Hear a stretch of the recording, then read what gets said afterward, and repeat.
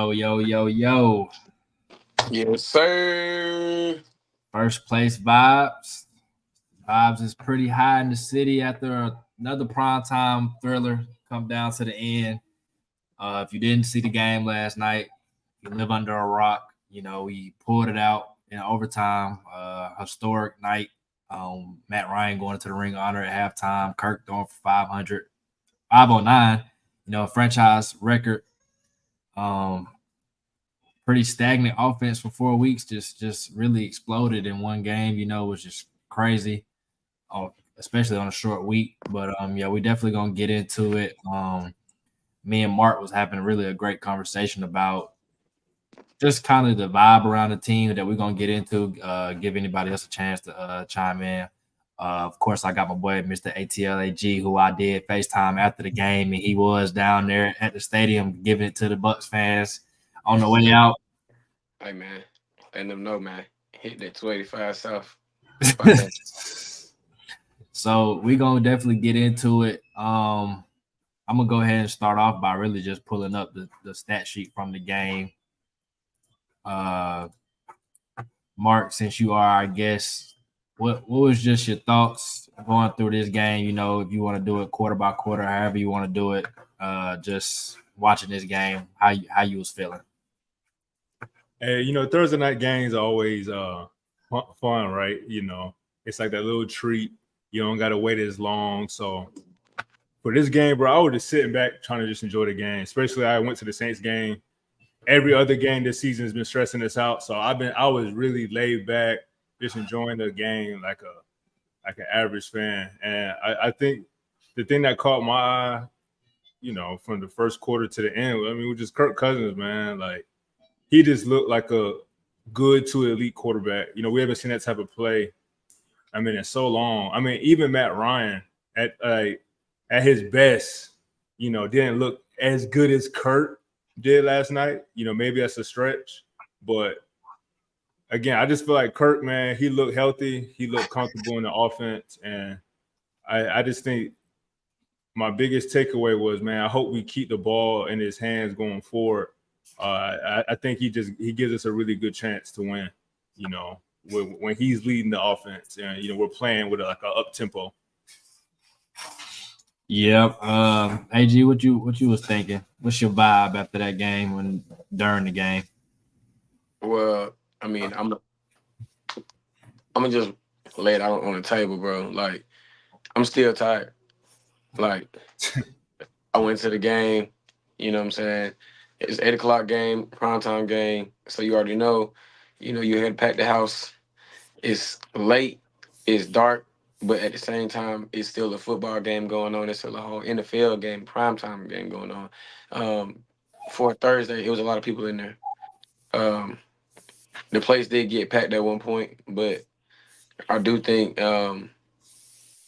one thing about it, I was around a lot of bandwagoners, so it kind of threw me off. Like, it wasn't necessarily the players in this game, because I stayed till the end, but like, a lot of the fans were just so off and on.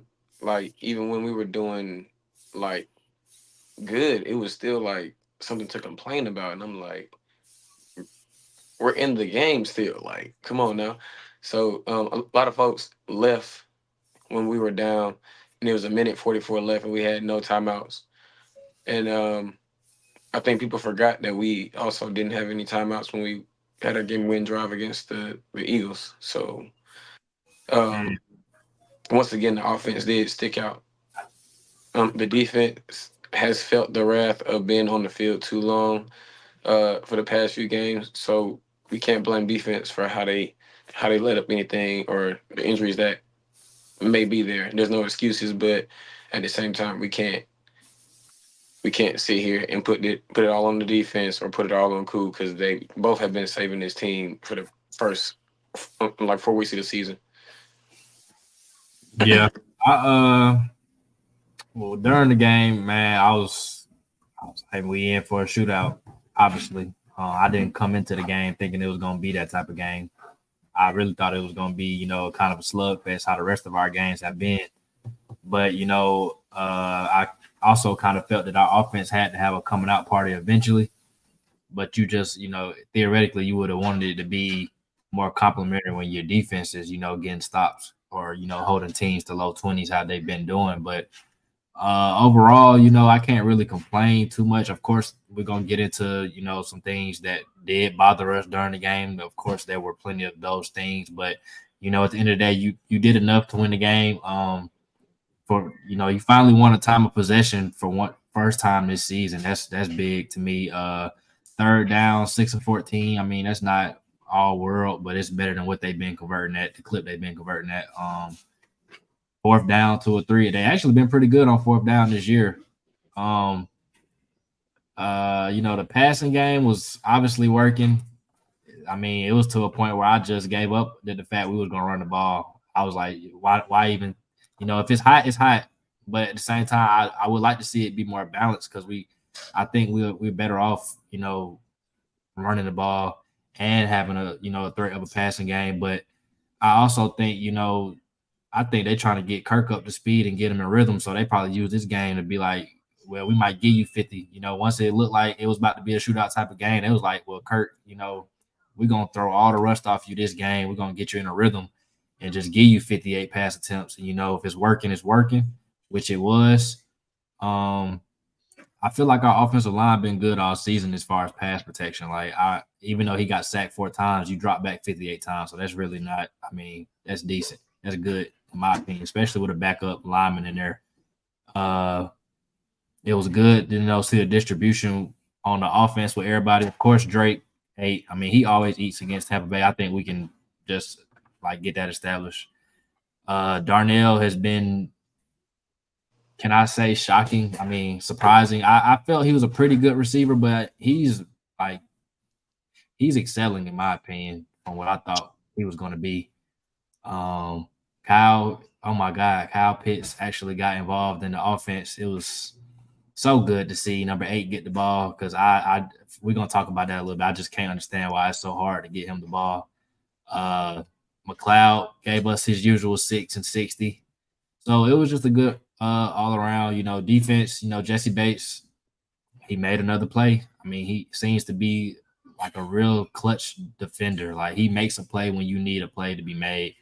I think if he doesn't make that play, we obviously lose the game.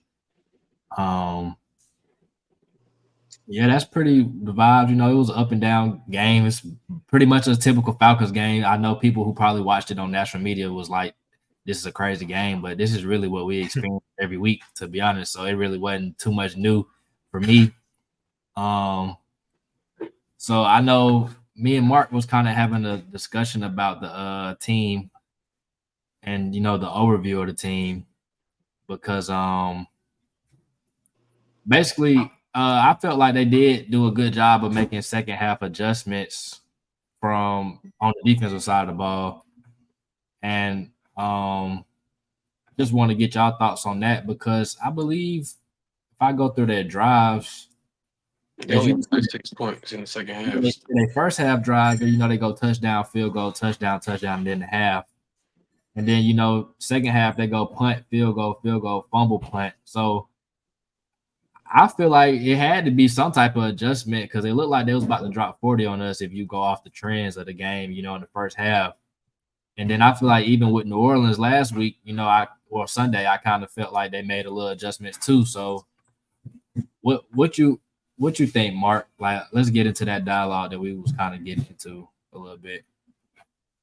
Yeah, I mean, well, first and foremost, like I definitely think the defense played better in the second half, but still, like, from like a defensive play call in, like the scheme, I don't think we saw anything different. We just saw guys maybe executing a little bit better.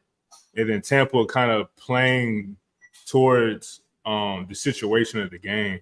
I mean, because like you said, if you look at the second half, they started the game with the ball, they punted. Then they scored a second drive, they scored a third drive. They were about to score at least 3 points that third drive, but that's when Jesse Bates forced that fumble. And then the last possession of the second half, the last time they touched the ball, we get a huge holding call that pushes them out of position. to kick a field goal, but they were never trying to score in that situation. Now, don't get me wrong, they weren't like trying to go backwards. But again, when I look at the defense, if you take away that Jesse Bates fumble, like you said, we most likely lose it. Even then, we still had a chance because we could have still held them to 3 points and we could have been down by 6. So the offense could have still had a chance to win it. But I guess my thing is I still haven't seen enough from this defense. I mean, from this team overall. This is a huge win. The past 2 games are huge. You got to think, just 7 days ago, we hadn't won a game. This time last week, we hadn't won a game at home. And now we survive off 2 long, cool field goals. One's to win it, one's to go to overtime. And to me, again, that doesn't excite me when I look at this team, whether it's the first half play, the second half play. That's just my take after being able to sit with the game. Of course, watching it, you find a way to win, you're excited, but still, I just feel like the Falcons have been very fortunate of how the games have kind of played out. 5 straight weeks now, and I just think that was the heart of my perspective during our conversation. It was just like, this team, it still feels like the same old Falcons, so. Oh, AG, what's your take on it? Because I was kind of different from him, in my opinion, which is like, it's not a big deal. It's all constructive at this point. But I was under the impression that I don't get that vibe from this team because they are finding ways to win games that they normally would lose. A lot of people do say they barely won, but I mean, you can go through all our games. We could be 5-0, you could be 4-1, it could be 1,000 different, arrangements of the record. And even if you look at a team like Kansas City, who is 4-0 right now, every game they won, if it wasn't for a likely toe tap out of bounds or a missed call here or there, they could very well be on the other side. So I don't get the vibes of the same Falcons. I think they are finding ways to win games, especially early in the season, because you are still, finding yourself.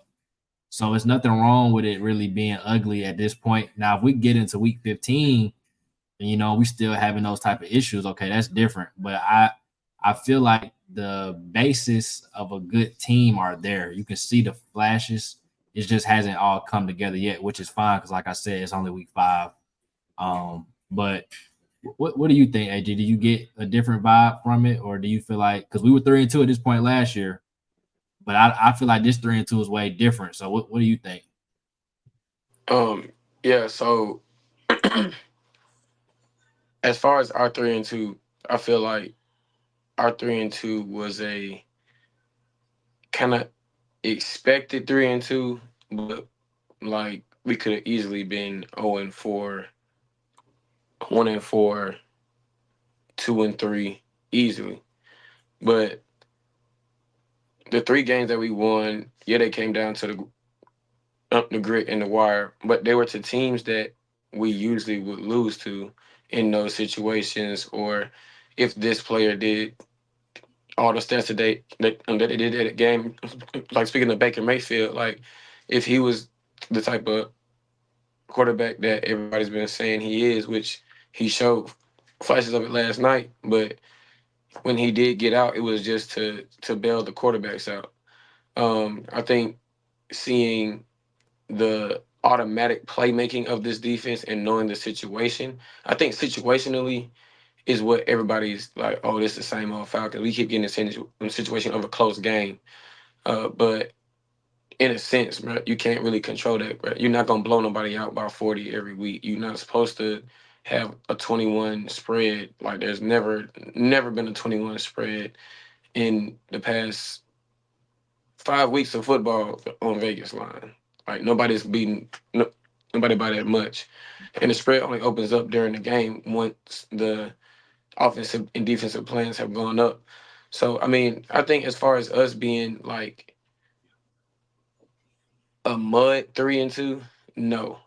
This is a like 3-2. Like, this is starting to flame 3-2. Like, I feel like in a sense, Kirk, like JC said earlier, got all the rust off. Like you seen some air throws and you seen some throws that were like, okay, he's stepping into this throw and he's actually pinpointing his receivers and knowing this, knowing where he wants to go with the ball.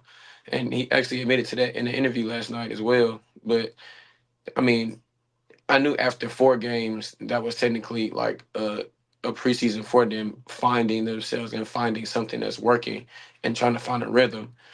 But I think going forward, like there's potential for this team to keep building week by week and fix the little things week by week to eventually get that big game when you need that big game. You know what I'm saying? Like it's not a rule in the league that say you gotta win by 20 points every game. Like you can win by 3. As long as that thing say W at the end, you don't really count it against that bet.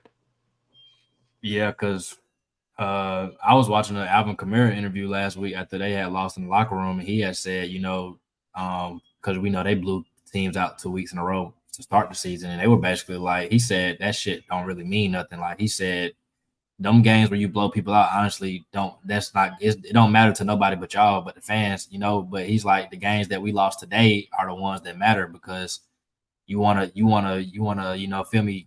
Them late game situations, you want to know that you can be on top. I mean, last week I'd say for sure was an ugly win, or Sunday was an ugly win because you didn't get an offensive touchdown. But I much rather learn from my mistakes in a win than lose pretty. Like I would say the Kansas City loss, yeah, we got props for keeping it close, but I mean, I don't care if we lost. I'd rather win the game and fix the issues there because I was looking at the first 5 from this year compared to last year. I would say the only 2 legit or like I could have got behind last year was when you beat Green Bay at home and beat Houston.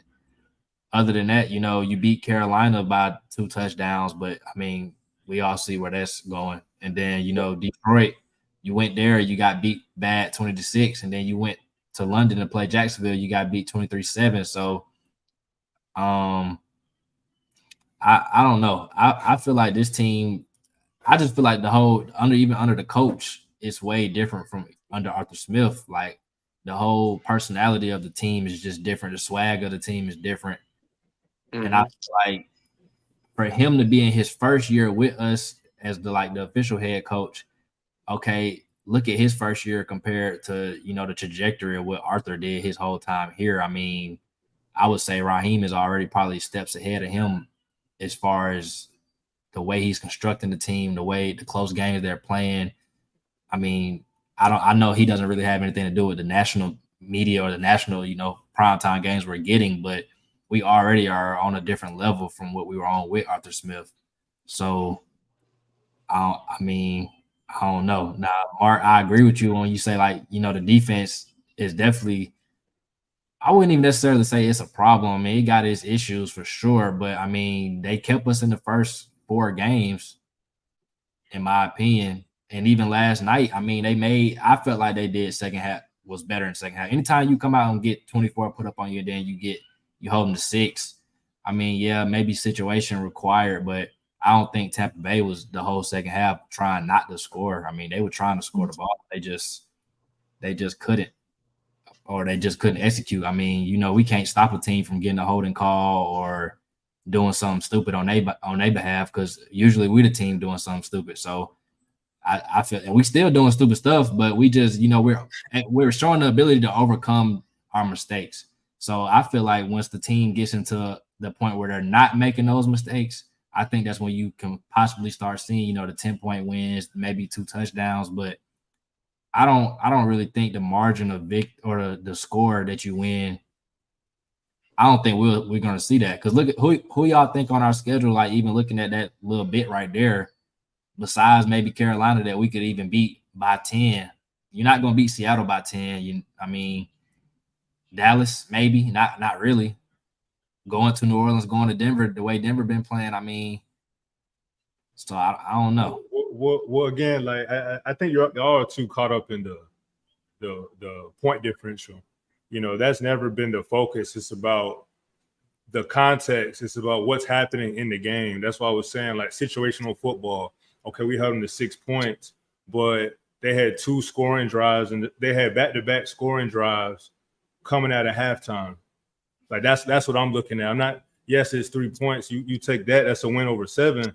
But still, you see like how those things can add up, and how that's not a winning formula.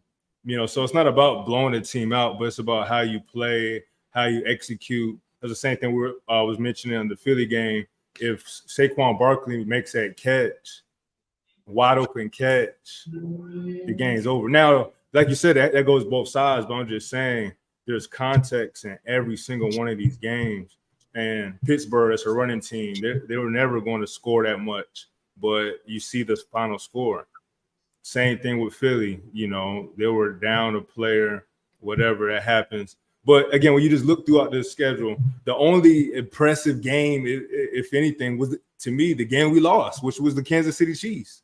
Like, that was the game where it was like, even though we lost, we should have definitely won that game because we just put ourselves in position.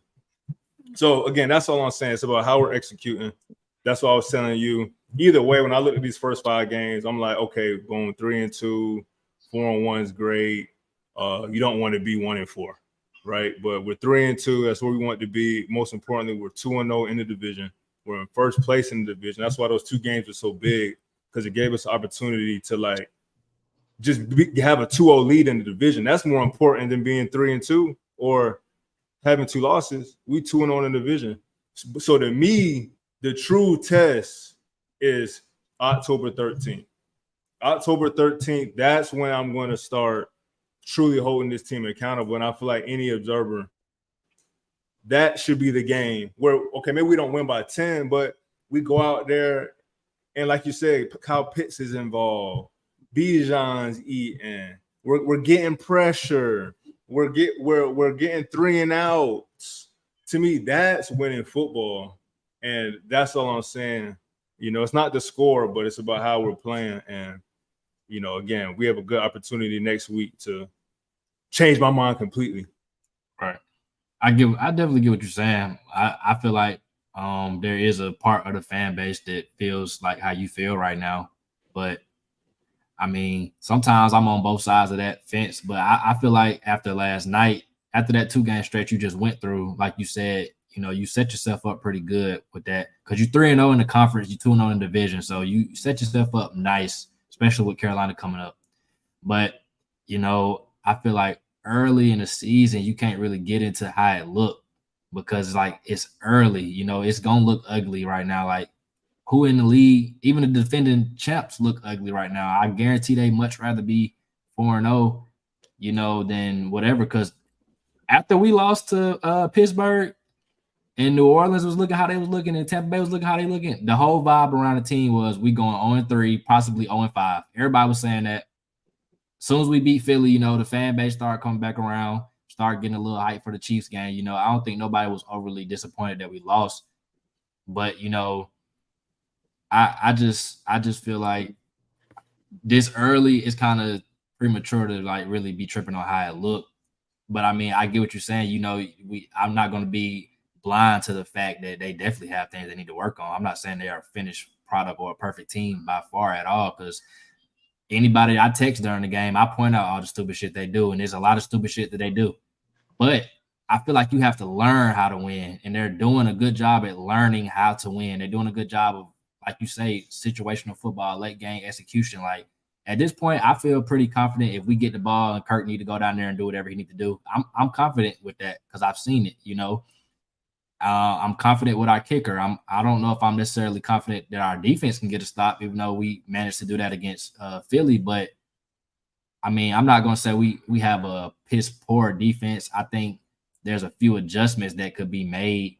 But honestly, bro, I think it's more so on the players, because we got the names on defense. So I think people just need to start playing. But that's just my opinion on that. Like you said, next week will be a test. I'm not gonna super duper say if we don't beat them if it look a certain way. I just want to win, to be honest with you. But I'm not expecting this to be. It shouldn't have to be a shootout with Carolina. It shouldn't have to be. But to me, again, that's the focus. if I'm the head coach, pop in that locker room and saying, like you said, we set ourselves up good, and we're not the same football team. We go out there and we take care of business against Carolina. To me, there really is no question. Like, there is no debate. You set yourself up good. You won 2 crazy games. You got to come back to earth and whoop on Carolina. And if we don't do that, that's going to say a lot about this team. And to me, it's going to say it's the same old Falcons. So, like you said, it's early. It's a lot of new pieces. I've said that all summer. Yo, it's gonna be a little ugly in the beginning. There's so much new injuries, but by week 5, it's time to start building momentum. And to me, this is when you can start judging this team against a sorry division opponent. For sure. We got somebody in the chat said we all said 2-3 in the first 5 games would be a success. To be 3-2 and could have been 4-1 if a DPI was called speaks volumes. And we doing this getting nothing from Carter and AK. Yeah. You're getting nothing. To be honest. What's good, fam? So AG. Yep. From this game, we're gonna try to stick to this game alone.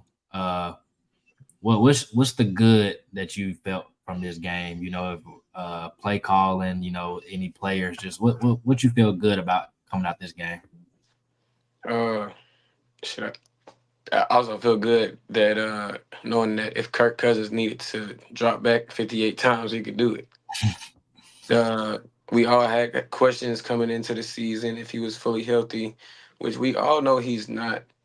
Nobody's fully healthy after less than a year of an Achilles injury. We've seen people re-injure their Achilles, but I do also think that Kirk is mentally getting stronger week by week. He's not allowing the thought of I'm gonna hurt myself again to creep in his head. He's going out there and playing with confidence. And I think we all seen it last night that he was making the throws that was like, okay, this is the Kirk Cousins we've seen in Minnesota. Like that we were like, okay, he'll be a good distributor in Atlanta. We've seen 2 receivers over 100 yards and 2 receivers with over 60 yards. You could have almost had 4 receivers with 100 yards, but the fact that you're spreading the ball around, it also gives it gives you the extra confidence around the team that, hey, this guy has our back. Like this guy's gonna make sure that we get down the field and we ain't got to worry about nothing. Like if it had been any of the last 4 years that we've been watching the Falcons play, everybody would have known, okay, we can really leave because we know nothing's going to happen and we don't have the chance to win this game. But the fact that you can keep the TV on and watch Kirk Cousins for one more drive, just in case, it gives the fans a little bit more room to like breathe. That okay, we got a quarterback. We just got to let everybody else gel together and let him gel with them. Right. Mark, what did you like last night? I mean, shoot, it's hard to say anything different than that, man. Kirk 500 yards. Last throw puts him over 500 yards in overtime. I mean, you know, we go out there, we get the star free agent, we get the number 1 free agent, and he's looking like the number 1 free agent. Same thing like last season with Jesse Bates. You go get him, and then he performs just like it's surreal because it feels like, you know, the Falcons can't have nice things. So I agree. It feels like mentally he's Kirk, like he just looked like Kirk Cousins last night. Like he didn't look unhealthy at all. I mean, there's a couple throws when he can't drive it, but you know, you will hope that he'll continue to learn from that and again get sharper. But yeah, man, Kirk balled out, and then just trying to think of somebody else. Man, it's tough. I know you were talking about Rook. He didn't jump off the tape. I mean, well, watching the game to me. So I'm interested to hear you talk about that. But man, I can't think of any one positive thing. I'll say this: if it's not Kirk, one thing I definitely enjoy is our 2-minute offense. Like we definitely are very tough to stop in that up tempo type of offense. So hopefully we continue to add that and make that a staple of our offense throughout the game. You know, we started the first quarter like that. You know, I think we went like the first 3 or 4 plays without going in the huddle. I think like that's the that's what I'm saying. Like most of the whole drive, you know, we got up and down the field. So I just hope that becomes, it's almost like you know, he wearing the 18 just like Peyton Manning. And that's what made Peyton Manning so tough, was he was already good when you called the play. He was already good at the line of scrimmage. But him, Matt Ryan, there's certain quarterbacks that just on the fly, they just know where guys are. Because there was a couple throws, like you said, on 4th down, just over the past 5 weeks where Kirk's throwing to a spot.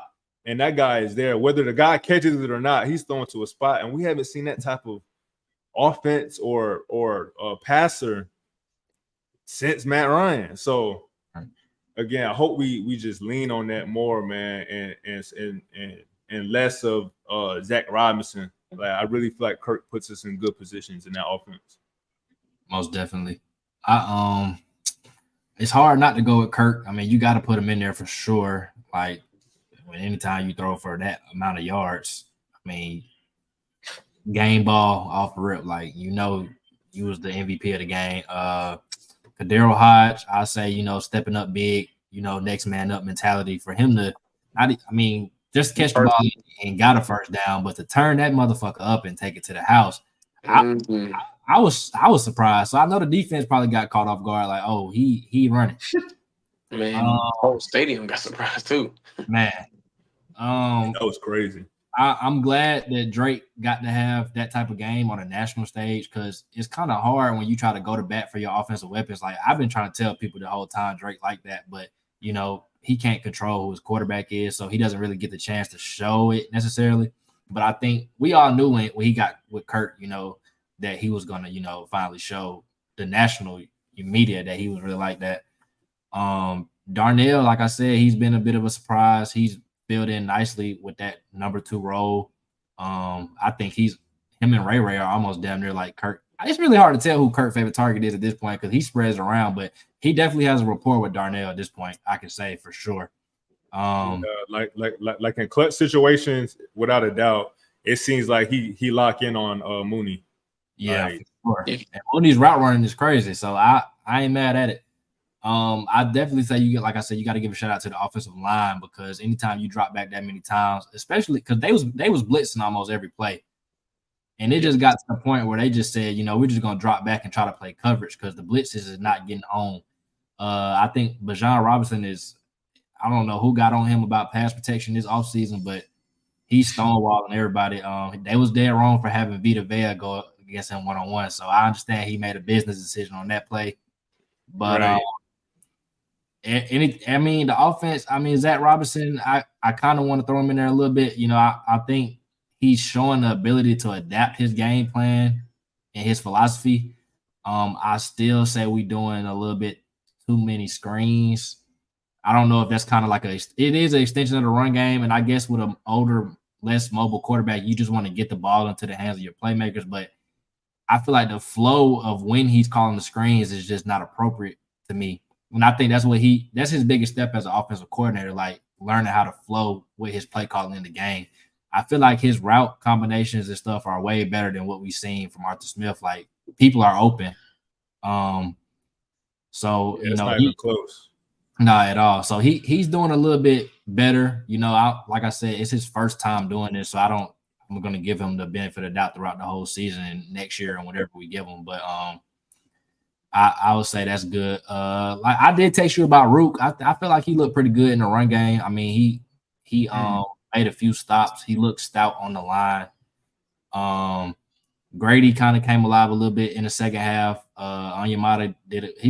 Onyemata kind of been waking up the last couple of weeks too. He had the only sack we had of the game. Of course, Jesse Bates. You got to throw him in there almost every game at this point. Clark Phillips did a pretty good job when he was in. To jump back in the chat real quick. He said he disagreed because it's still another divisional opponent and they're not going to lay down for us. That's a reference to Carolina, I believe. And then he said Kirk could have hit 600 with less drop shot outside. Yeah, he really could have. Darnell had a few drops in that game. He really had like 3 drops for real in that game. I was at the game last night to see that comeback win. Oh, yeah, for sure. I stepped up, and we still got Casey and Blair. Yeah, at this point, Casey Washington might not suit up this year on offense. Kirk is going to win NFC Player of the Week already with that performance. Yeah, he already won me my fantasy matchup, him and Drake. So, what you think about that comment right there, Mark, about, the fact that Carolina is a divisional opponent? Do you think that'll kind of play into the fact of the game might be a little bit tighter than what it needs to be, or? Yeah, I mean, and again, like, especially in the NFC South. I mean, again, we lost the Panthers last year. Right. I mean, really, we could have lost. Not necessarily we could have lost it on the first game of the season last season, but I mean that was Bryce Young's first game of his career. Jesse Bates baited him into 2 picks. Again, like Jesse Bates has been such a big player for us since he's been here. He definitely won us that game, but again, Carolina, they're not going to just like I think we're on the same page, Wallace. I think there's a misunderstanding. Carolina is not about to just let us come into their house this early in the season and beat up on them. So that's why I think this is a good test for this franchise. You set yourself up, you're 2-1 in the division. Don't be like the old Falcons and play down to our competition. No, go out here and do what we just did against Tampa. Right. The run game ain't working. I spread them out. Let Kirk go to work. I mean, come on now. Like, Kirk's going to make good decisions. If you want to be the team that you want to be, of course, they're not going to lay down for you. But if you're playing your best and Carolina's playing their best, it still should be a discrepancy. Like, I think you still should handle them. Like I said, I don't put much stock or saying how much we're going to beat them by. Like, I'm kind of feeling like, yeah, we should, go in there and handle business. It would be nice to not have to sweat in the fourth quarter. But like I said, I'd much rather win a close one than go down there and suffer a loss. But that is kind of old Falcon-esque, riding high off of 2 wins and then go down to Carolina, the easiest game of the 3 theoretically, and then lay an egg. So they have to go in there and have the same intensity that they're playing with. They can't really afford to take any weeks off, especially with the next upcoming games. So, AG, unfortunately, I'm going to have you kick off the bat. I already know that Algier run on that last 2-minute drive is definitely at the that 4th and 15 was so bad. What was the bad to you, AG, about that game? I think there were some situational moves and decisions that kind of were questionable. You don't get your field goal before halftime. Oh my! What was that about? Like, are you scared Baker's gonna go get 3 with 9? Like, at some point, we gotta try to trust the defense to get a stop with 13 seconds, bro. That's pussy, in my opinion. Like, that's coaching, in my opinion. Brad, and on everything I love, it was just like, we're right here, bro. Let him try he just won the game from right here last week, bro. It was going to be like a 55, 56 yarder if you tried, but you just sent them out there for the game for 58 last week, but to go into the half, you scared to do it for 55? Like, man, and all, like. But to be fair, the only pass he got, I agree, you should have attempted it, but then Koo just missed 2 in a row. Now, only 1 counted as a miss, but he literally went and missed 2. So I can see how as a coach is saying, well, nah, I do trust in you, Koo, but why would I trust in you now? And then you mess around and put Tampa on the 50. So,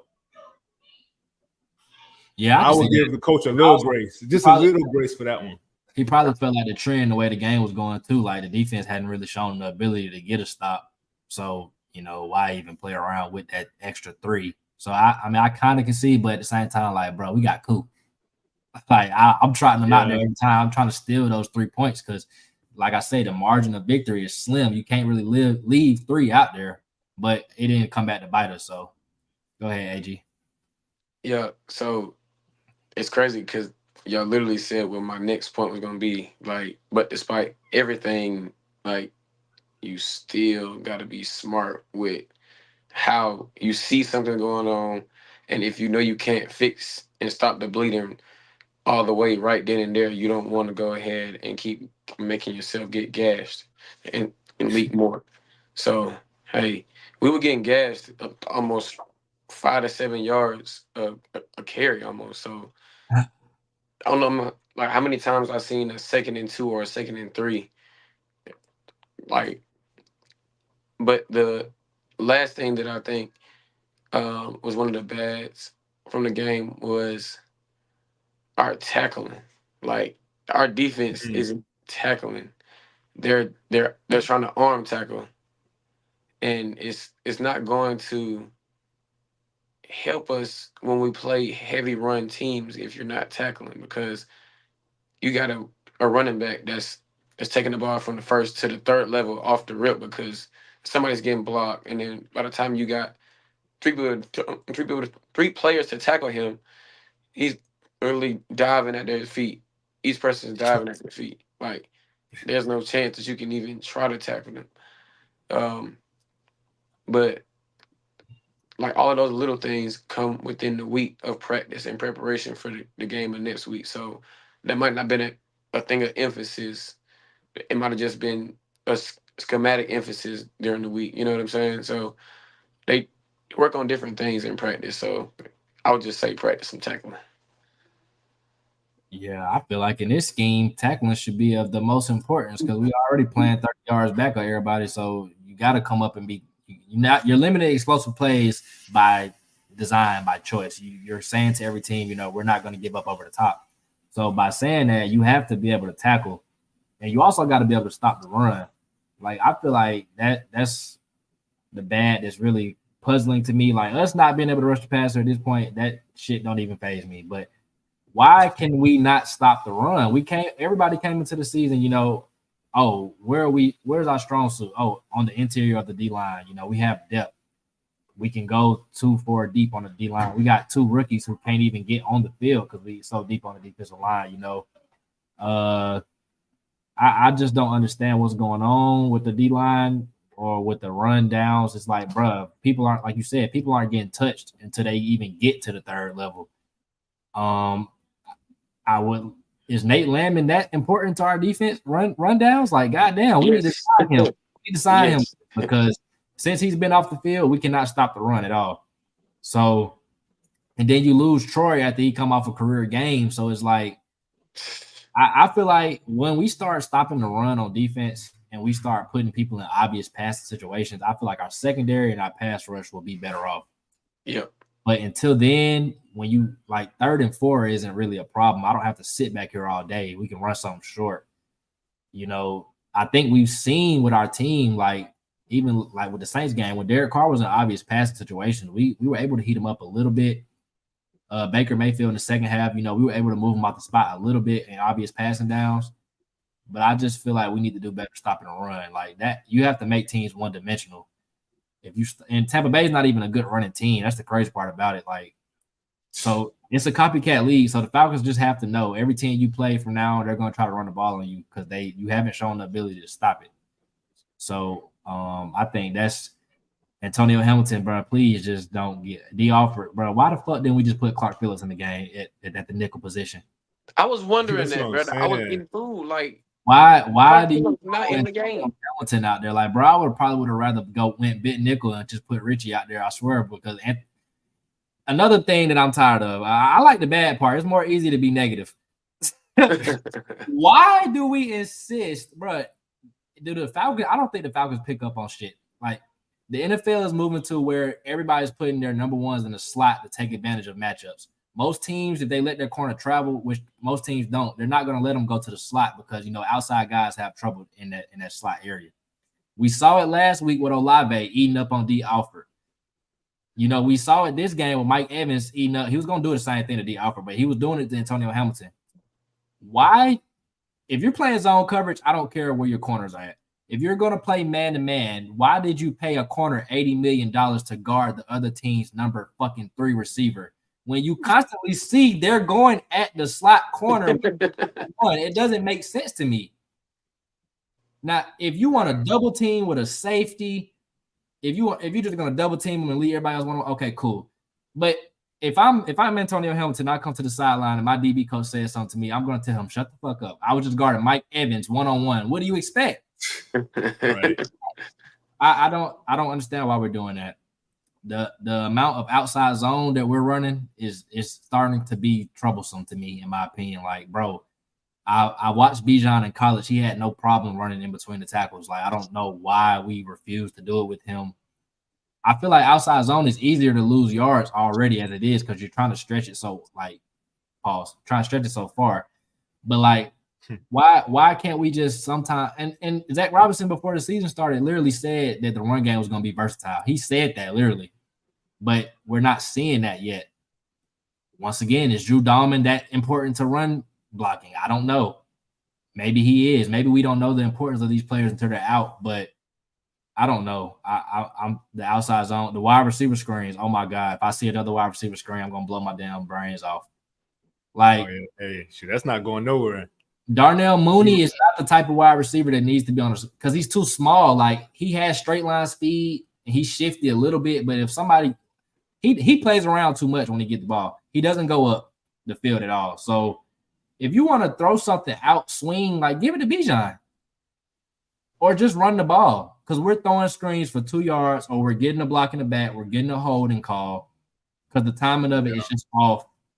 So I don't like it. And I think that 4th and 15 bothered me. I didn't understand that for the life of me because I knew we weren't going to get it. If you want to play the timeout game, why not just punt the ball? It just didn't make sense to me. I guess Raheem Morris just knew Tampa Bay was going to mess up. I don't know. Because even if they theoretically got 3, now you're without timeouts, so you have to go get 6. Instead of you playing the punt game, 3 timeouts, you get a stop. Now you still need 3. So I didn't understand that. And like you said, the field goal before the half kind of bothered me, but it wasn't that, now that we kind of, said the reasoning behind maybe why they did it, I kind of can see it now. But I didn't like that. So that's kind of my bad from the game. Mark, what did you think? Yeah, I mean, I think, we all agree. Some of the bads, it was just obvious, especially we're seeing the same things over 5 weeks. But yeah, stopping our run was definitely supposed to be our strength. I think that was supposed, that was the plan, get teams to 2nd and 10, 2nd and 9, but it seems like every second down, it's like 2nd and 3. So, and I think part of the solution and why, and part of the problem, if you will, is the fact that, we're keeping that 2 safety high look. Jesse Bates was extremely successful as a single high safety. Justin Simmons was extremely successful as a single high safety. Justin Simmons was a little bit more versatile. And I feel like we changed Jesse Bates' game to fit Justin Simmons in. So again, that's why our running game is so our run defense is so poor, because we got 2 safeties back and we're relying on Caden Ellis and Bertrand, to make these tackles in the hole, and shoot, they're not even filling the hole.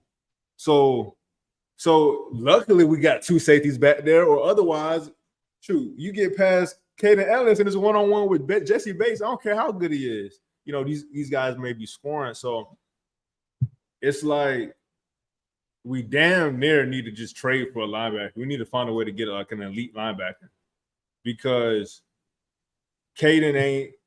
I like Caden. He's versatile. He can do a lot of different things. Same thing with Troy. I feel like theoretically they want to have Nate in his spot, and they want to do Swiss Army knife stuff with Caden. They don't want him strictly a linebacker. They want him to be able to rush. Right. And Troy, they want him to be able to pass, coverage, and rush. But see, again, it's another bad. They're so indecisive in the. To me, I again, this goes back to our conversation we were talking about the defense. I don't really believe in Jimmy Lake. Well, I don't believe in whoever the play caller is, because of the position they're putting our players. Again, like you said, you got Hamilton on Mike Evans. You got 2 safeties up top. We run it. That's just not. That doesn't make sense for this team. Our linebackers aren't good enough. We need a safety in the box to help them out. And I forgot the point I was making, but Yeah, my point completely slipped my mind. But yeah, definitely the positions that Jimmy Lake has put in our defenders, I don't think it's a winning formula. Like you said, our tackling ain't helping the equation. The teams we're playing, you know, we face some really good running backs 5 weeks in at this point. You know, so who knows? But for us to not have a pass rush, not really be able to stop someone's defense, or stop someone's run is definitely bad. And then offensively, man, I was telling my mom this after the game. My mom and stepdad, they went to the game as always, and I said, I don't know what it is with Tyler Algier, bro. I don't know what they see in Tyler Algier. Now, granted, he does run the stretch probably better than Bijan, but I feel like, and don't get me wrong, and don't get me wrong, I like Tyler Algier. Shoot, I might like Tyler Algier just as much as I like Bijan, like as far as like an overall player, but we get the fumble. It's 1st and 10 on our own 20. Why the heck is Tyler Algier out there for the 2-minute offense? Not only is he out there, but we run him. So we start the drive 2nd and 10 or whatever. Then we run the damn hurry up. So not only is he out there, coach, but now he's stuck on the field. So now we're 2nd and 10. He don't know what the hell going on. Then we get sacked. Then we keep him on the field another play. Again, we have Bijan Robinson on the sideline like he's on punishment. Like, why is our number 8 pick not on the field in the most critical time? I don't care how good Tyler Algier run. He ain't Bijan Robinson. He's not. Everybody knows that. So to me, they gotta figure that out, bro. Like, I love Tyler Algier, but I think he's getting too much responsibility when we have a great running back on the roster. You know, okay, boom. If Tyler, I think the Saints game, Tyler's running hard, he killing it. Okay, you gotta reward him. But last game, every time we ran this, yesterday, every time we ran the stretch, he was losing a yard, or even if he gained a yard, he had to truck through someone, and it was a head-on collision for him to get a 3-yard carry. So why is he in the game? Keep Bijan in there for the threat of the pass. If he gets stuck on the field, okay, I want Bijan on the field. So to me, that's not only bad, that's just terrible, because that could have really cost us the game. This infection we have with splitting Tyler Algier and Bijan, like it's like they're close, like they're the same quality of player. So to me, that's the terrible. And like I said, it could have really cost us the game. I feel like that is a good talking point in this fan base, because there is a lot of like difference of opinion between how necessarily need to use those two. My opinion is, talent-wise, I feel like Bijan is head and shoulders above him, because he can just do different things that Tyler just can't do. But I do feel like Tyler's not bad to where there's not a place in this offense for him. But I just feel like first of all, I agree with what you said. That was the wrong. We shouldn't have been running the ball. I don't care if we had Barry Sanders back there. You're in a 2-minute situation. Why are you trying to run the ball? But then to be running hurry up offense, because Tyler Slick was at fault for that sack a little bit, if I'm not mistaken. I have to go back and look at it, but he didn't pick up nobody. And then 3rd down, you dump it off to him. I mean, he's not really at fault. He wasn't going to do nothing. It was a dump off. But that drive really pissed me off a lot, because it's like, bro, the defense just saved the day, and you go out there and do that shit. I don't think the defense probably had time to sit down before they was right back out there. So that was bad. But I think Tyler his carries need to be the vibe of the game oriented. And what I mean by that is, if the run game is working and it's that type of game, okay, Tyler, you can get a few carries. But if it's like, I need my best on the field type of moment, like, I'm sorry, like, y'all said this is the word of the team. Y'all said y'all was using Bijan Robinson in the Christian McCaffrey role. Well, the 49ers, I'm pretty sure, don't give a damn how many touches their backup running back gets. So no, he's not even getting on the field. So theoretically, like, Tyler, I feel like that he has a role in this offense. I don't like the fact that they put him in on short yard situations. I feel like that's obvious. They got stuffed on a 3rd and 2 last night on a short yard situation where they put Tyler in the game. I didn't like that. I knew that run was coming because the Chiefs game, they kept doing the same. They kept doing the same mistakes. So I don't know. AG, I know you feel like almost that Bijan should be used as a scat back and Tyler should be almost running back 1. So what's your thoughts on that? Okay, so my thoughts on it is this: when you got thunder and lightning, bro, you make it thunderstorm, bro. And when you get thunderstorm, thunderstorm, bro. That was a bar right there. I don't know where you put it. Right. Right. So I'm telling you, like, it's not something that's theoretically like it's not rocket science, man. You have a running back that's a bowling pin. You use him to set the tone in the game and to get the time of possession. I would say we call that drive that Tyler was in bad because number one, we all know why are you running to start the clock? You pass. You pass. You don't have You your run to start the symptoms clock. You You run to start the clock, and then you go and hurry up. What? and then it's Seriously?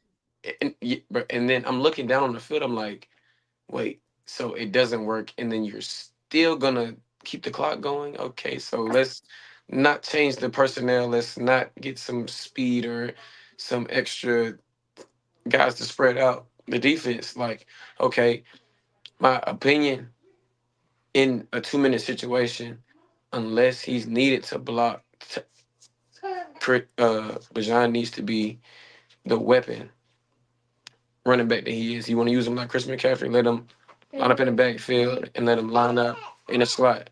You also have to you have to let Tyler come in as the oh my gosh. But turn the light off. Yeah. Right. Excuse my 2-year-old. He's smarter than the average one. But I definitely get what you're saying as far as Tyler is guys make business decisions when it's time to tackle him. But I feel like with Bijan, he's gonna take your ankles. I just feel like they both do different things, but if they want to be a dynamic offense, I feel like I don't know. I'm kind of split because I feel like the Lions with Montgomery and Gibbs do it just fine. So I feel like there's a way we can do it, but last night's game wasn't really that type of vibe anyway. We threw the ball 58 times, so it wasn't gonna be a running type of game. Bijan had 61 12, so that's pretty decent for only 12 carries. Somebody in the chat, they said it's not Lake. Lake is calling a good game, but we missing a piece. I mean, I feel like our defense is too conservative, in my opinion. Like, you got 2 high-end safeties. I ain't gonna lie, I'm playing a lot of. I want people to try me deep. I'm not gonna keep letting them throw the ball. That's what I'm saying. Because even against the Saints, when they went down and scored a touchdown, you allowed them to keep dinking and dunking 5, 5, 5, 5, 6, 7. Like, where you think they're gonna end up eventually if they end up keep getting those yards? Now, I understand the logic of this defense is when we get in the red zone, we're gonna bow up. But what happens if you can't? Why not try to bow up beforehand? Because, like I said, the philosophy of the defense and the players is not meshing right now. I don't think it's for a lack of players. I don't think it's for a lack of coaching, but they're not meeting in the middle right now because you're not stopping the run. And like you said, you're not stopping the run because you're trying to do light boxes. Okay, during the course of a game, you're going to have to bring somebody down. And if it's going to be Simmons, he's versatile. If it's going to be Bates, I don't really care who it is, but it needs to be somebody. It has to be somebody, bro. Again, and then we stay in it. So I think AG said it was like, okay, sometimes, your nose is bleeding, you can stop it or you can, keep going and it gets worse. And I think that's the interesting thing about the defense for me.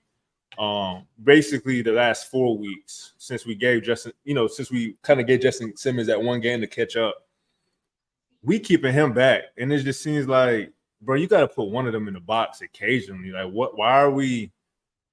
Like, it's almost like our defensive coordinator is just scared to lose a game. Like, he's scared to call a bad call or something. Oh, that was the point I was going to make earlier. Okay, so we blitzing Caden and all that. We're using Caden as a Swiss Army knife. Cool. Like, Caden got that in his bag. But what I'm hating is, why do we keep blitzing Jesse Bates? Like, why do we need every secondary? Because they start off on Fulton Industrial anyway. That's what I'm saying. Get home. That was a pet peeve of mine too. I'm like, bro, you're blitzing from the secondary. You're trying to be discreet. You're not creeping down. The third level, though. Drop. Bro, the blitzer is not even at the line of scrimmage yet. So what's the point? But that's what I'm saying. Jesse, he sells it because Jesse, you know, both safeties kind of be having a foot kind of low key a little further down, but most of the time they dropping back or they you know, they definitely not stand right there close to the line of scrimmage. But like you said, Jesse Bates be coming from the free safety position blitzing. The nickel. What's the point? Not working. The corner blitzers, they coming from too far. Everything, it just, again, the positioning of our players is not adding up for me defensively.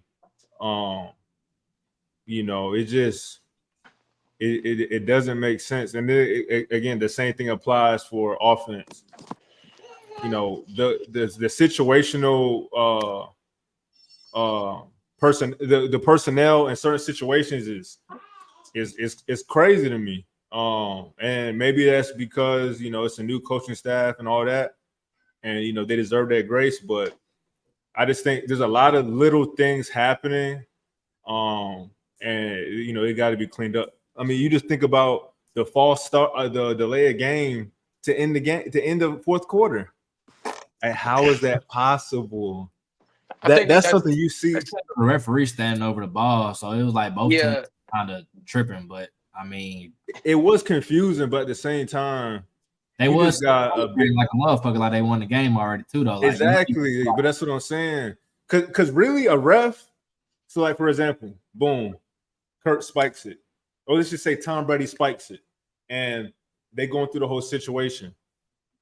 During that transition, Brady gonna be in that ref's face, or someone's gonna be in that ref's face saying, "All right, I reset the play clock." But none of that happened. Like y'all said, everyone was celebrating, everybody was hyped. So the ref just said, bump it. Like, we set the ball, play clock starting. And it was one of those situations where they could have reset that play clock because, like y'all said, the ref was kind of like, even the ref that placed the ball was kind of like in between. But still, that don't make sense how that can happen. You just get a big play. Why would the clock stop? This ain't college. This ain't, you know, like, so again, like these little things to me, man, like they're things that got to be cleaned up for Carolina. And if they're cleaning up for Carolina, hey, speaking of, we're gonna be in a good spot. Going to the Saints game, Kirk was pissing me off throwing the ball deep to Darnell when we just needed like 5 yards. Like, he did that shit 3 times in a row. And Kyle was in the flat every time. Like, bro, we don't need the whole thing. Like, you did it the first time, almost got it. Okay, cool. But, like, bro, you really gonna do that 2 more times? But that ain't really like a coaching thing. That's really just like a nitpicky type of thing. But somebody says if we can get Trey or Reddick, it's over. I think they need to try to get somebody opposite Judon because AK and Lorenzo not giving you nothing. James Smith-Williams playing better than Carter right now, in my opinion. In the run game. I will say this. You almost forget about impact and how it shows up. It's not always sacks or pressures. Because one thing, Judon is a huge upgrade because he's getting holding calls. Even if they're not being called, he's a really creating havoc. So maybe again, AK, Zoe Carter, they're that bad that Reddick or Trey Henderson can come in and be dramatically better. Because that's how I feel about Judon. I feel like him just forcing dang holding calls is worth the trade already. Like, and he tipped the ball this week too, and last week there was a pick. So he's a presence, sure. Like, he's somebody you have to think about. But opposite him, we don't We don't have that right now. Bijan gets crushed in the gaps going ones. I mean, I don't really see us run him in the gap often. If we gonna run him outside zone, I'm cool with that because he's shown the ability to do it. But I just feel like sometimes when it's not working, like can we do something else? Like if you're, I get this line was built for outside zone. We've shown the ability to be successful at it.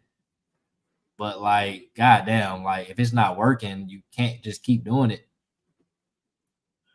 Because I don't think they really showed a commitment to the run game the last couple games. Now I understand teams are probably coming to the game saying we're going to stop their run game because the passing offense hasn't looked that good. So I think you might have bought yourself a little lighter boxes, going against Carolina.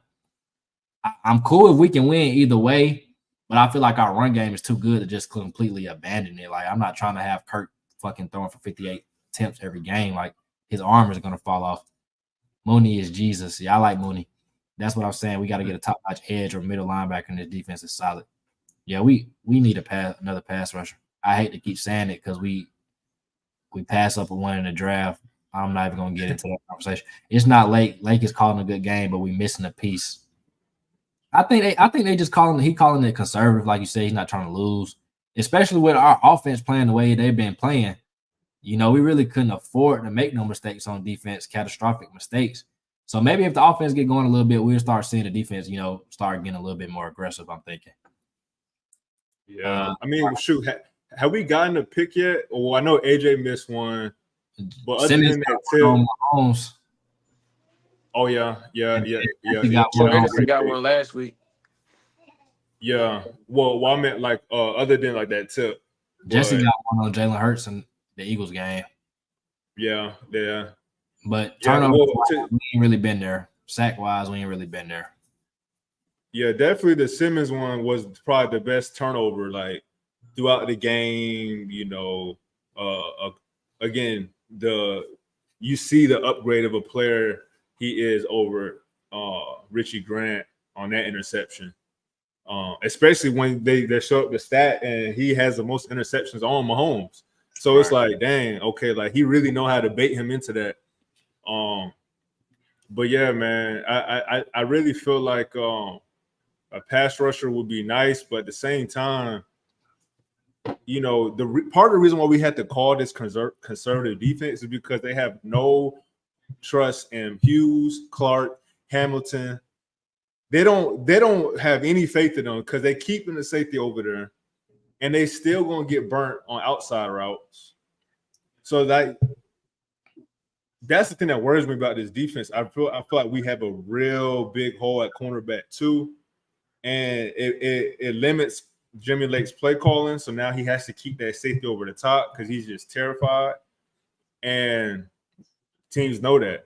Like if they ever put a safety in the box, they attacking his side. And if you lean too much over there to Mike Hughes or Clark Phillips, whoever's on the other side, well, guess what? They're gonna try AJ. I don't care how much AJ is getting paid. Teams ain't scared of him. It's just the fact that our second and third corners are trash. So why would you attack the better player of the 3 or 4 corners? So again, to me, if you're gonna add a player, don't get me wrong, I would love to add a Ray Lewis. I would love to add John Abraham right now. But to me, you got to go find a way to get like a Darrell Revis or a goddamn prime time, because again, we can't even be aggressive because as soon as we get aggressive, we attacking. Hamilton, he came in. We acting like we can't see that they're going to attack him. Because has he even played the season? When somebody get hurt, they're gonna go at the backup regardless. Anyway, that's just common sense. That's just common sense.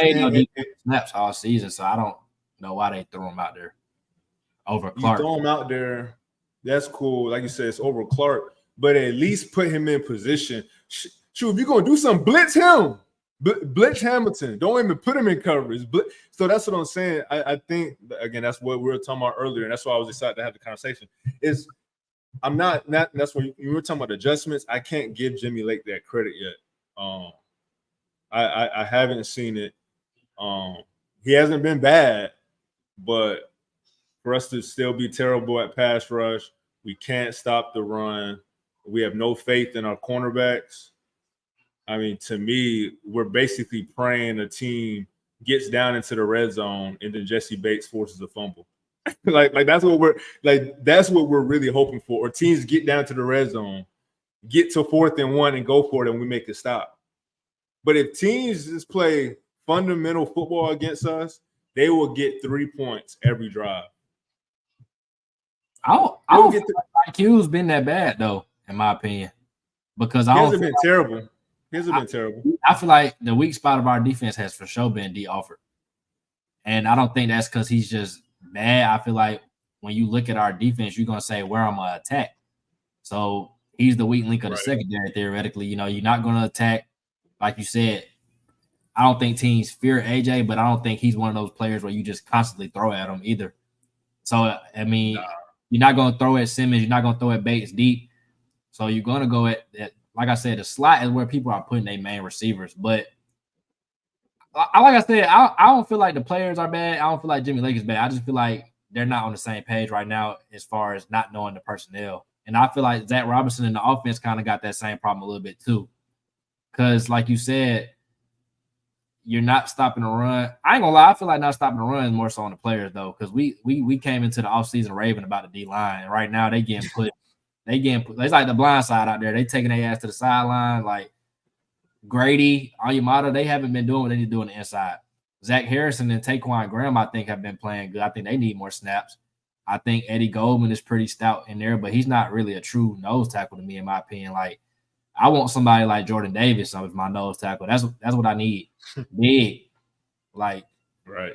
So I don't think I think the scheme is what it is. Like it's meant to limit explosives, but when you're doing that, you have to come up and tackle, because then those 3-yard, 5-yard gains turn into 12-yard gains. They're not tackling right now. Those run plays, they're not stopping the run right now. So have we really gotten to a strictly like passing type of game? Have we seen teams really like have to be in obvious pass situations against us? No. But I think we do need another pass rusher, in my opinion, though, because I don't trust anybody else on the other side. But only thing I can say about Jimmy Lake is if you're 5 weeks into the season, at this point you got to know you don't have a 4-man pass rush, so you need to blitz. You got 2 safeties back. Don't blitz Jesse Bates. He needs to be in coverage. He's our best coverage player. You have 3 pluses in your secondary. You have AJ, you have Simmons, and you have Bates. Anybody else besides them 3 should be on blitzes or can be on a blitz, in my opinion. Stop dropping Judon into coverage. Stop doing that. Let your linemen blitz, bring somebody extra, and just live with your coverage, because at this point, the secondary is almost stronger than the line, which I thought would have been the other way around, in my opinion, coming into the season. He said Bijan had a shoulder and hamstring injury for the last 2 weeks. They're not risking him. I mean, even if that's the case, like 2-minute situation, and somebody said that's the running back coach fault, I feel like that's the running back coach delusion, because if I having a go-get-it type of moment, I'm not putting Bronny James out there. I'm putting LeBron. And I'm not saying Tyler Algier is the caliber of, like, that's not the same analogy, but it just was dumb completely to have Tyler Algier out there in a 2-minute situation. Like, why not have your best player out there? Because on third and to me, it's not even about Bronny or LeBron. It's you got LT and you got Michael Turner. Michael Turner's not coming in the game. I'm sorry. Like he's just not. Now, if LT need a break, he need a break, and you feel good about Michael Turner. But the fact that Bijan be on the sideline with his helmet on, just looking on the field, that don't make sense.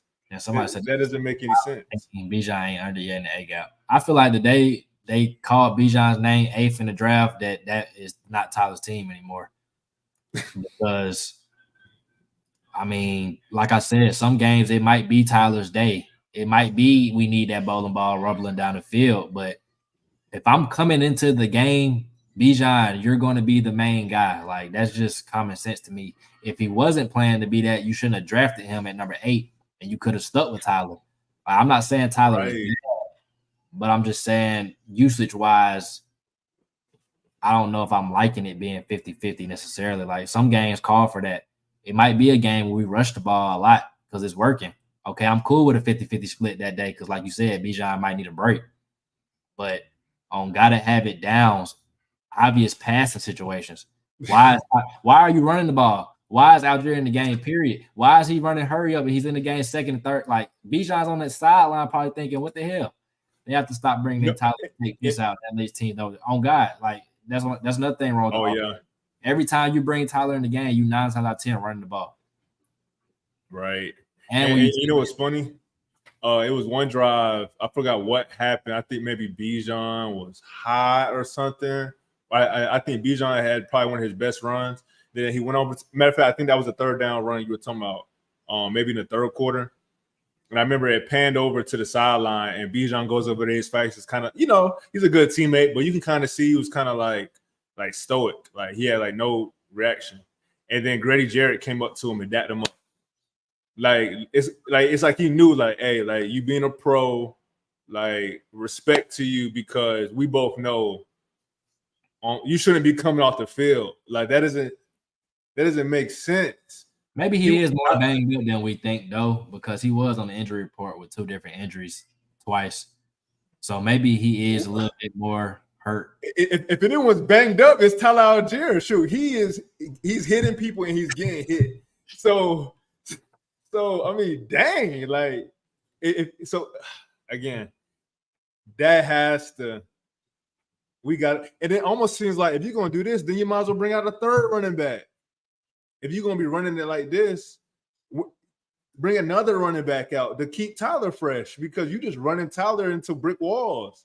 I don't think for the volume of the run game that they've been doing the last 2 games anyway, it really requires a split, in my opinion. Because, like I said, if you're running the ball 30 plus times, okay, cool. I'm cool with Algier getting some carries, but Bijan can't handle 12 carries and Algier got 6, so that would have been 18. Like, I'm pretty sure. I'm not saying Tyler should get no carries, but it's just I'm gonna just go with Bijan is a little banged up. That's all I can really think. True. They said Judon's getting double team a lot because teams know that they're not getting. Yeah, like at this point, I could pass rush on the other side and it'll be about the same effect. They're calling the bend but don't break defense. That might bite us in the butt if they don't try to fix that and step it up. AJ don't look back. I mean, he has a little trouble finding the ball, but my thing is I would rather live and die with him covering teams number 1 than putting my slot corner on him. If I'm going to be in man coverage, that's just common sense to me. Don't you want to put your best theoretically on their best? I think he was playing pretty solid. Hamilton was the weak link when they put him in the game. Sure.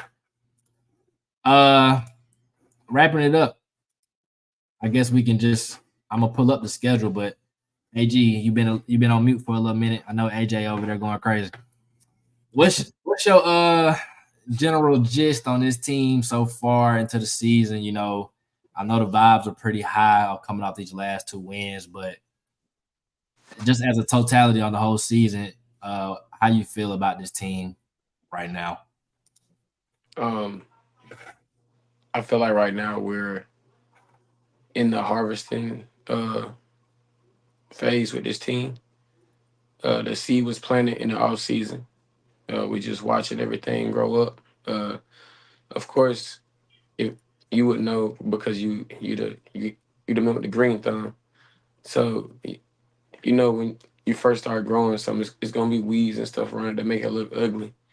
But once you start cleaning it out and solidifying that one plant by itself, and that plant being the team, and every bud on that flower being the running game, the passing game, special teams, offense, defense, turnovers, pressure, fan factor, Freddie Falcon, whatever. You know what I'm saying? Like, you look at all those different factors on this team. I'm not satisfied like I just ate a satisfying meal, but I'm content in where we're at right now because we could easily be on the other side of what the hell's going on and why do we sign Kirk Cousins?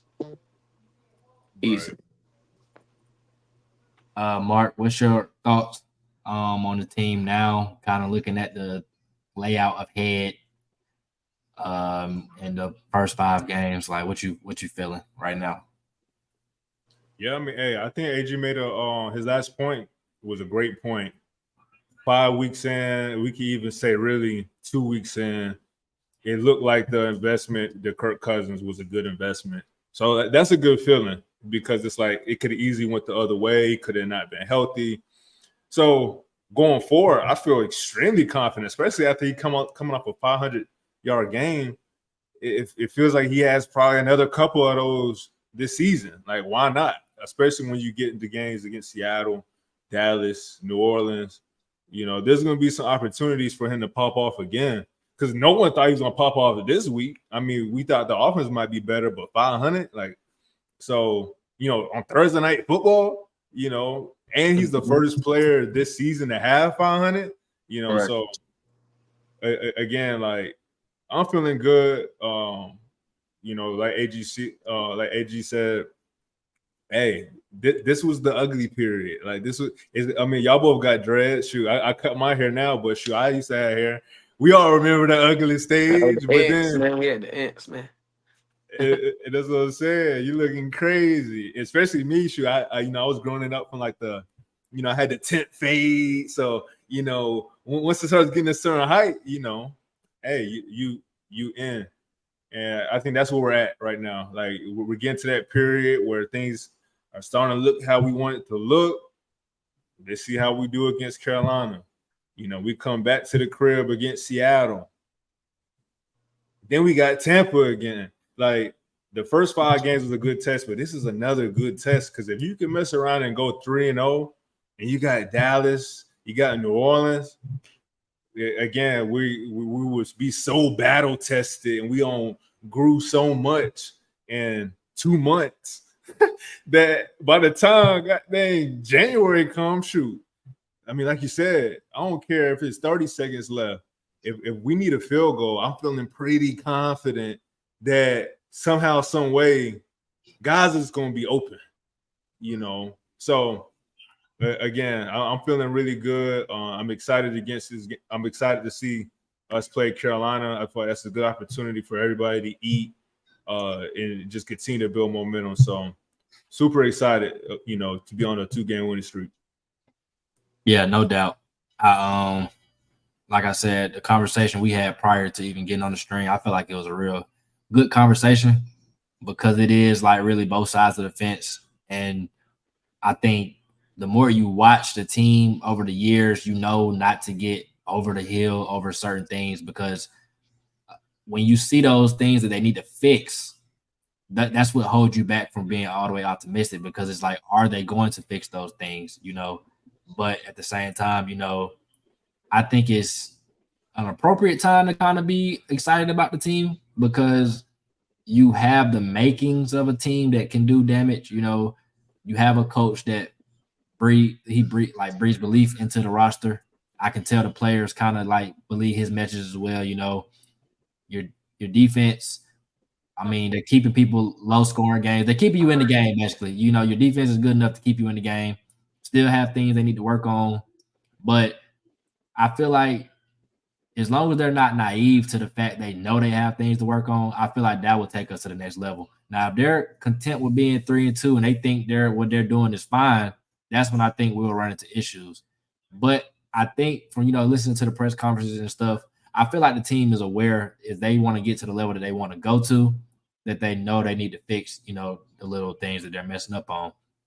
But I mean, looking at the schedule, you know, I don't really like the strength of schedule stuff before the season is played because it's like, did anybody think Pittsburgh was going to be 3-1? Like, you probably didn't think they were going to be bums because they're never bums on the Tomlin. But I didn't think Pittsburgh. I thought I counted that as a win for us. I didn't think Philly was going to be. I mean, I didn't think they were world beaters, but I definitely counted that as a loss going into Philly before the season started. You know, so yeah, I feel like for the first 5 you said, I think the best thing you said was the team should be battle tested. You've been on prime time. You've had short weeks. You had a tough road game where you went into the fire. You know, you've played Pittsburgh 3-1, Kansas City 4-0. You had 2 division games at home back-to-back that came down to the wire.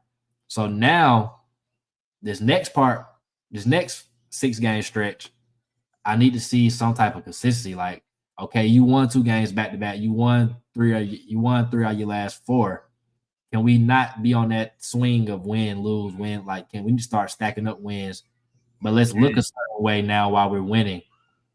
Now I'm on the train of thought that you're on. Like, it needs to start looking a certain type of way. Of course, if we come back to the stream 4 weeks later and we won 2 out of the next 4, and it was ugly. I mean, we won, but at the same time, like, how long are you going to look ugly? At some point, you got to get a BBL. You got to get your hair done. You got to do something.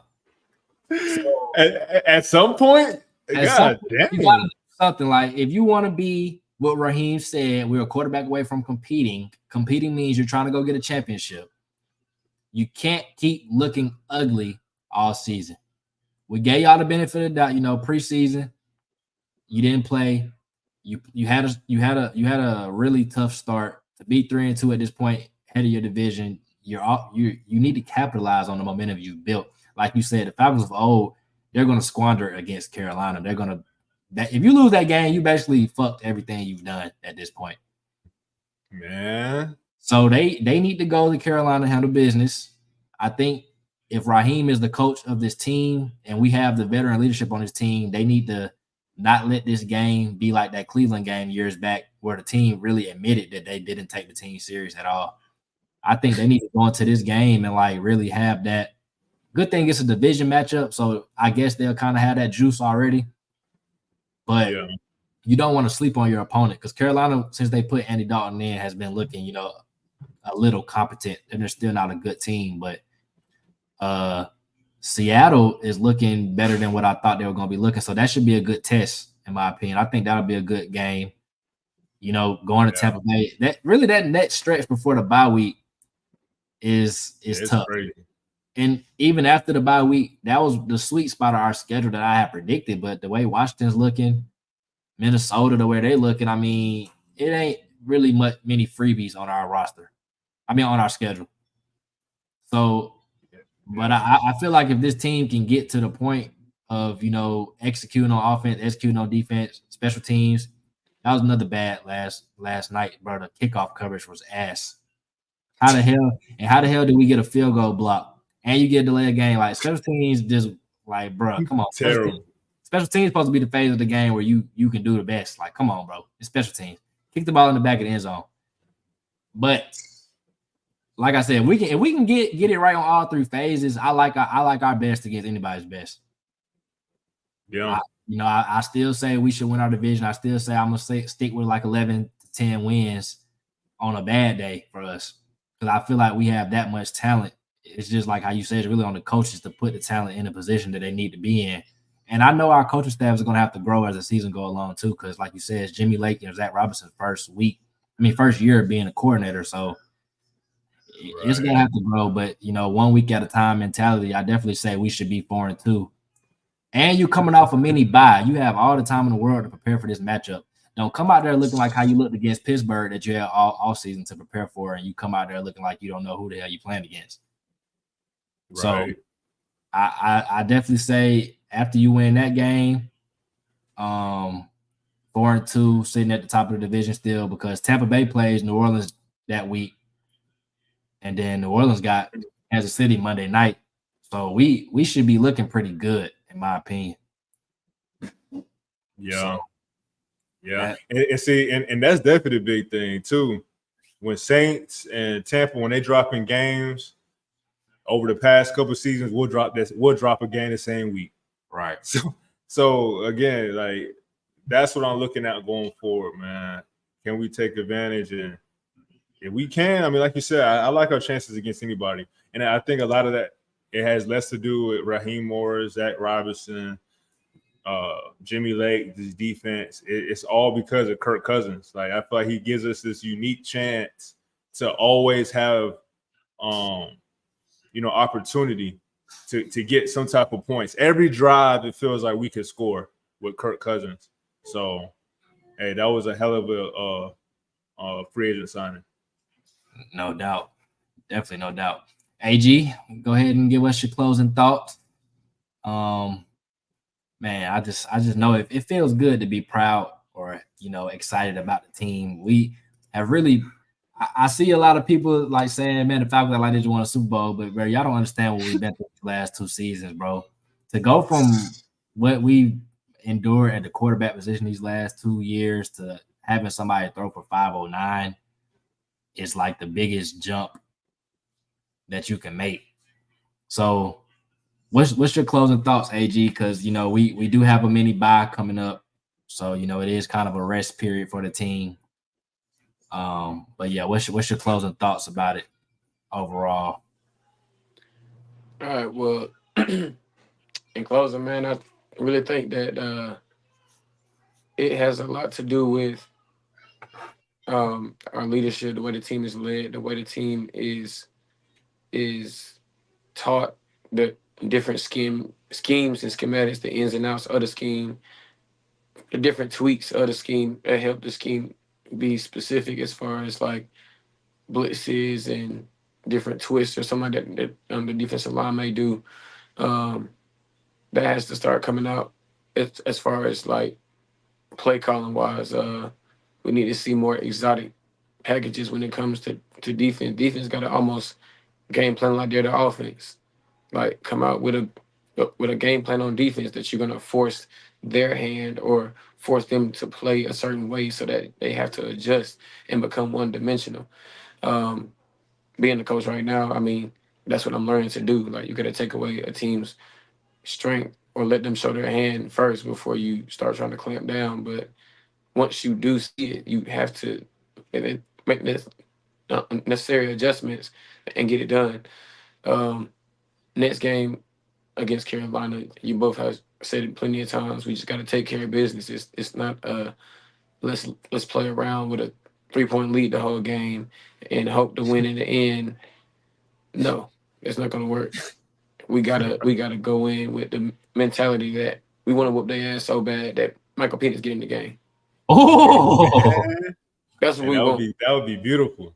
Like I was talking to one of my opponents today. Being a part of a game like that will give the Falcons hope in their head. The starters, the rest that they need during the game, and the mentality of this team will be stronger because they're like, hey, we got guys in front of us that's gonna put the points on the board and keep the other team from scoring so that we can get in the game. And it's gonna do number strengthen the team, strengthen the depth of the team. Because I mean, hey, we do got two rookies that can't get on the field because everybody else is on the field as a veteran. But just imagine we get to take the ones out of a game and let the twos come in to finish the game out. Like, come on now. that'd be nice. That'd be definitely nice. Mhm.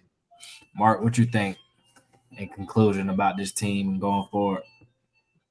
Yeah, yeah. I mean, again, now the focus is on the Carolina. I mean, that's just how I feel. I just feel like that should be the goal, like AG said, to get Penix his first career snap. Like that should be the goal for week 6 is to have a Michael Penix appearance. So, and to have him more often this season. Because again, the past 5 games, we needed everybody that we could get for the whole game. So, Yep. so yeah, like, or even if we don't see Penix, let's just make it easy for this team. Right. So we can experiment And a it with little a quarterback bit kneel. defensively. End it with a quarterback. Oh my God. Victory formation? Come on, man. Oh Something. my Lord. Yeah, so I think that's about going into next week. And then again, it's such a good opportunity to go 3-0 in division. That's damn near like that's like you playing chess and you say check. It's like, bro, you in a real good spot if you can win next week. So super excited, man, for this team. Yeah, I agree. I guess there's really no point in looking too far ahead. I think the team and fans need to just have the mentality next game up. So it is Carolina on the road. Like I said, I feel like if you lose the game, you kind of piss away everything that you started. I mean, why not just go 3-0 in that division stretch, sweep it out, have a 3-0 record in the division, a 4-0 record in conference, I believe. Because that'd be a 4-0 record in conference. the goal should be trying to get the number 1 seed. If you want to, you want to be if you feel like you want to be a playoff team, why not try to be at home? So let's go for it. And this is a game where you have to handle business. Like I said, if you want to be different from past Falcons years, which you've shown the ability to kind of, do. We've been on the opposite side of winning games that we have no business winning, but we have to win this game. Do not let it be a Titans game. Do not let it be a Vikings game of last year. Do not let it be a Commanders game or a Cardinals game. Like, bro, I understand it's a division opponent. If you need to hype yourself up about it, just think about the fact that you lost to them last year at their house. If you need any extra motivation, but honestly, we shouldn't need extra motivation to get up on Sunday to play because we haven't proven anything. We still have points to prove, It's gonna be plenty of people that feel like, oh, that was a one-off last week with them. They could be 0-5. Tampa Bay's still the front runner. So honestly, Carolina is probably without a doubt the worst team we played this season. So I would expect us just logically to have the further spread that we had all season. But like I said, you got the mini bye slick because you just played a Thursday night game. So we'll see how Carolina looks against who they got, Cincinnati. I mean, they'll probably lose that game. Who knows? It's like I said, any given Sunday. But they got Cincinnati on Sunday. I was like, Carolina already played them last week. They lost. Oh no, that's my mistake. Who the hell the Panthers got? Do the Panthers play this week? Oh, the Panthers on the. Oh, they've got the Bears. Oh, they should still lose though. They got the Bears on the road. So yeah, that'd be crazy. Yeah. Then, like I said, the Saints got Chiefs Monday night.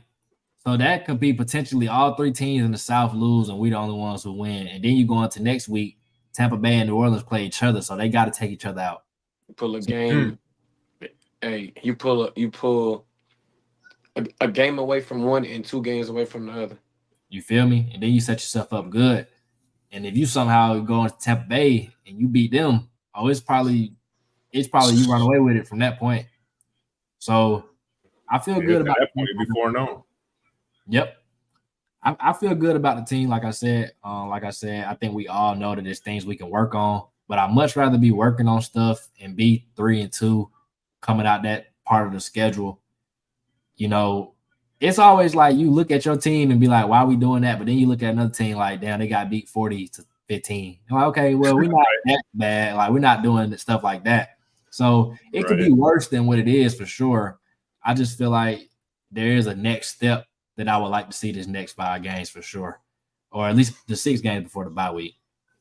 So, with that being said, I definitely appreciate y'all fellas coming on to talk about that game. Like that boy AG said, I am still tired from that game last night. That shit was like a roller coaster. I feel like I played. Man, not for real. Hopefully, next time I get on here, probably be next Friday. Well, I'm gonna be on Wednesday, but next Friday to be Falcons. I'm gonna do a video for the preview. I did miss the Bucks one because like that Thursday game, I just didn't feel like putting out another video before it came out of nowhere. Yeah, like it was like Monday and then it was Thursday. I ain't even got time but I'm gonna get one out for the Panthers game for sure. And then if we do have one Friday, we can go more in depth on the matchup. But I appreciate y'all boys coming on with me today. And y'all folks make sure y'all like, comment, subscribe. Y'all make sure y'all tap in with Mark as well. Follow the socials. I'm gonna drop them down in the description when I end the live. But yeah, man. Y'all folks have a good night.